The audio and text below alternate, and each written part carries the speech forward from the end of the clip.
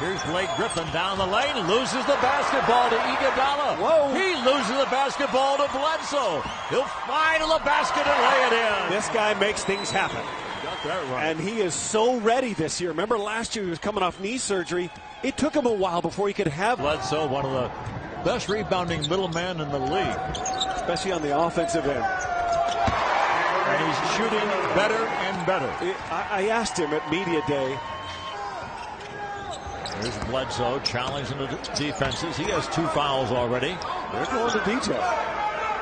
DJ's kind of saying, get out of my way. And Bledsoe has 6 early points.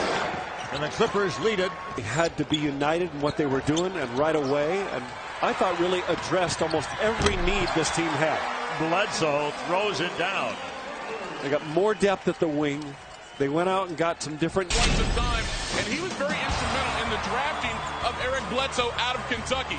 1 year with the Wildcats, he played his off-guard position, not his natural point guard. But what we see from him through his brief career here with the Clippers, he's explosive, he's athletic, but we're also starting to see a more mature Eric Bledsoe making the right. I've never taken a charge. You got that right. Or picked up a check. Here comes Bledsoe. All the way to the goal. Frees himself, scores, and gets fouled. You know, Jamal Crawford called little Eric Bledsoe mini LeBron when he first started practicing with him. Not bad. I mean, it's really who he resembles physically, although he's only 6 foot or 6'1". But look at him just push a big guy out of the way. Maintain balance and score. And Eric Bledsoe's He can play that point forward role. So can Gallinari. Here he comes. There's the steal by Bledsoe. He's ready. He's ready this year. Remember, they did not have him at the beginning of the year last year. Didn't really have him until the postseason. Ball Club a year ago. They were not. And they were number 1 in the league in points in the paint, but they were 24th in threes. How about Bledsoe? He's having some ball game. 15 points. Clippers down by 10. So the Clippers with Bledsoe at the controls again. Looks against Lawson. Blows by him and everybody else.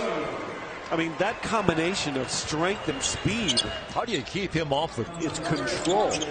If you put him on the court with Chris Paul will give you that ability to control a possession and make the right decision. But Bledsoe's athleticism and Or he can play with Chauncey for that matter. He certainly could.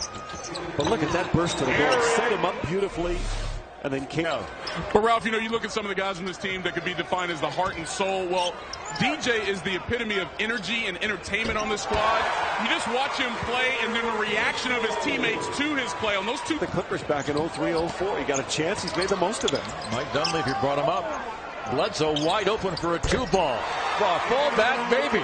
That ball left his hand and he just started retreating. He knew it was in. He has 21 points. Offensive foul.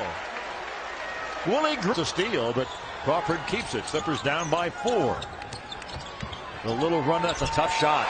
That is tough. And let him go one-on-one. Let's sit back and watch. Oh! Bledsoe ties the game. Timeout, Denver. 1.9 seconds to go. Eric Bledsoe.